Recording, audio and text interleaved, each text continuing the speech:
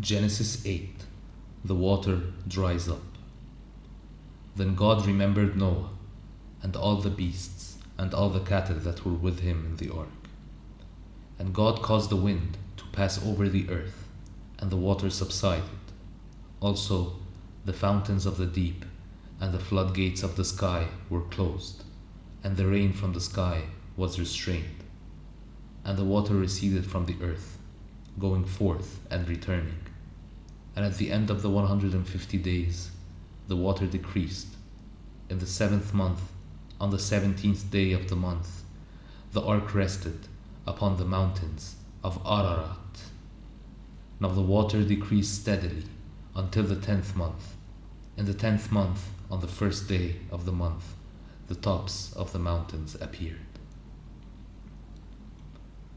Then it happened at the end of 40 days that Noah opened the window of the ark which he had made, and he sent out a raven, and it went out, flying back and forth, until the water was dried up from the earth. Then he sent out a dove from him, to see if the water was abated from the face of the land. But the dove found no resting place for the sole of its foot, so it returned to him in the ark, for the water was on the surface of all the earth. Then he stretched out his hand, and took it, and brought it into the ark to himself. Then he waited yet another 7 days, and again he sent out the dove from the ark.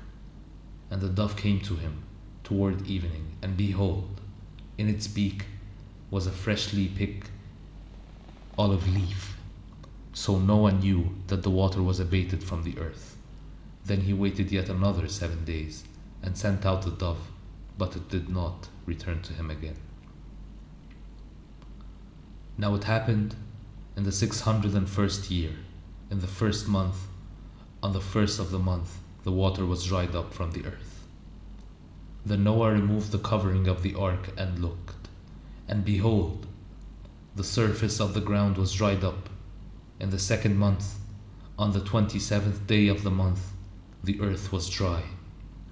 Then God spoke to Noah, saying, Go out of the ark, you and your wife and your sons wives with you. Bring out with you every living thing of all flesh that is with you, birds and animals, and every creeping thing that creeps on the earth, that they may swarm on the earth, and that they may be fruitful and multiply on the earth.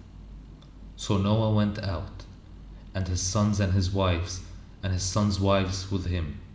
Every beast, every creeping thing, and every bird, everything that moves on the earth, went out by their families from the ark.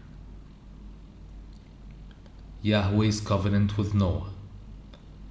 Then Noah built an altar to Yahweh, and took of every clean animal, and of every clean bird, and offered burnt offerings on the altar.